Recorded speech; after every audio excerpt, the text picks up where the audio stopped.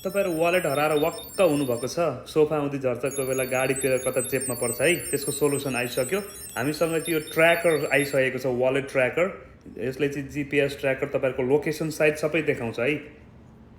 यो तपाईँहरूको एप्पलको फाइन्ड माई आइफोन एपबाट चल्छ, त्यसमा कनेक्ट गर्नुपर्छ। अहिले म देखाउँछु कसरी गर्ने भनेर।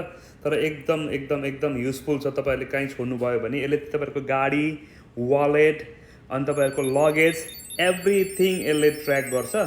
सजिलो हुन्छ फिट गर्न पनि। रियली त्यो एयर ट्यागहरू भन्दा भद्दा छैन, एकदम एउटा क्रेडिट कार्ड जस्तै सानो छ। इट्स रियली हेल्पफुल है त। आइफोनको फाइन्ड माई डिभाइस एपमा कनेक्ट गर्नुपर्छ। अनि यो नेम देखाउँछ लोकल कार्ड भनेर। अनिखेर त्यसलाई कनेक्ट गरिसकेपछि नाम दिने, आफूले के नाम दिने हो त्यस पछाडि अनि कनेक्ट हुन्छ है त। यताको option play sound, direction, add a person, share item सबै थोक छ यसको है। ल एकदम युजफुल डिभाइस। तपाईँहरूलाई पनि चाहिरहेको छ भने तर कार्डमा लिङ्क छ, त्यहाँबाट लिनुहोस् है त।